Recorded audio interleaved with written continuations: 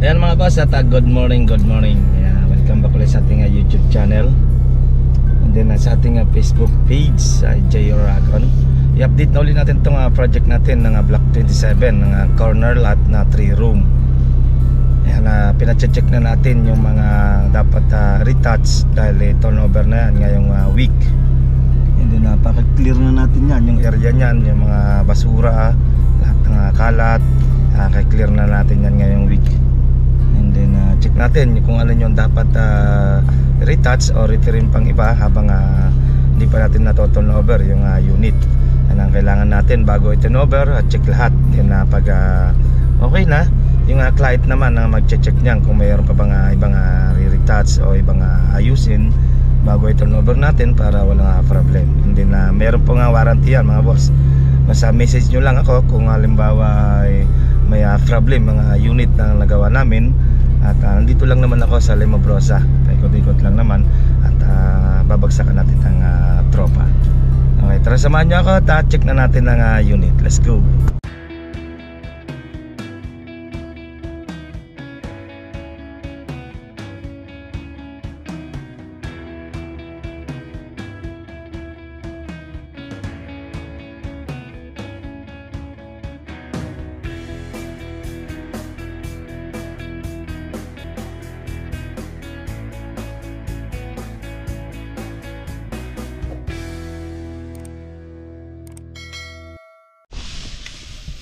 Ayan mga boss, yung ano na yan, ito yung lupa na tinanggal dito sa gilid.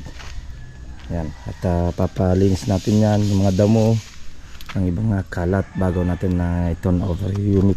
Dahil lilipatan na ito ng client. Pagkakaalam ko dito na mag-i-enroll yung kanilang anak. Okay, and then ito, clear na to. At patatapon na ito yung ibang basura. Ayan. Yan, wala na yan. Mga karton lang naman yan. Clear na to. Para gagamasin natin para malinis. Ito, dito na sila nagre-retouch sa baba. Sa baba na nagre-retouch. Lahat ng mga may damage at clear na natin. Hindi yung mga PVC panel, pupunasan na lang naman yan bago natin turnover. Puro linis. Yan, clear tayo. Mga bintana, lilinisin din. Yan, puro retouch tayo ngayon.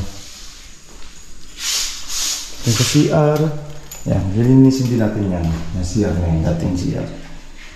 Clear nyo din yung dating CR nyo. Okay.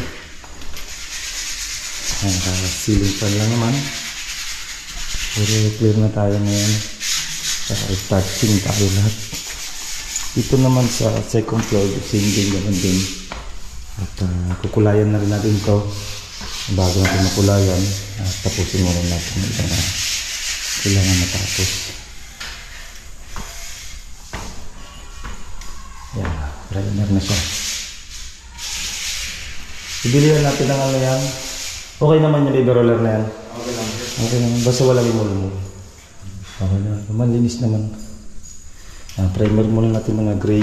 Then automotive black lang din naman yun yung gagamitin. Okay. Yan.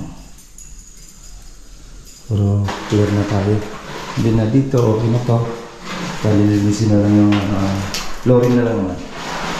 Punas na lang yung PVC panel.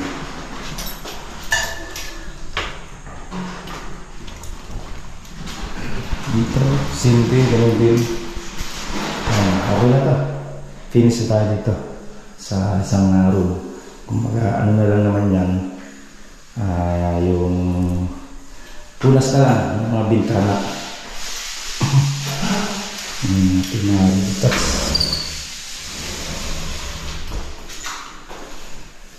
Okay, makabit na lang yung mga outlet natin yan. Ito, ganun din. Bukas to. Yan. Aircon na lang naman. Kakabit ka na lang naman ang aircon yan. Yan. Puro linis na. Yung ating mga 3 room. Same din dito. Ganun din. Tapos na rin. Naka-semi-plus lang naman natin na kisame. Okay. Puro linis na lang ng punas. Okay. Strip light na lang, ang kulang nito.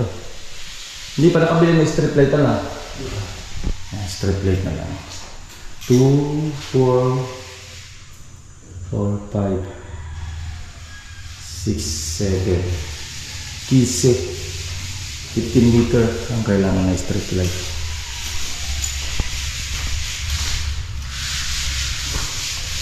Primer muna yung railings natin. Then titirahin na yan ng block.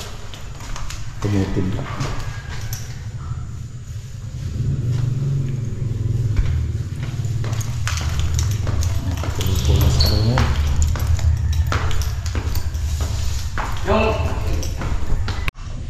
Yan, retouch pa. Yung iba may pag kasi nakapag-finish na tayo ng kulay, makikita mo yung mga damage niyan.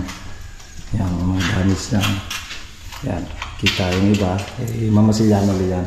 Mga retouch na lang naman yan para malinis yung wall. Yan, ito pa, pipinturahan din yan. Yung artificial na katraso, yun din yan. Retouch na lang naman yan. Okay. Ito, black din ang kulay nito. Sas, iba black din rin ang kulay. Itong hamba. Primer nyo muna ng surfacer, lacquer primer, surfacer, din black na rin yan. Same din doon sa taas. Yan, black rin naman mga hamba niyan. Okay. Ito, pinabakbak na natin to kahapon.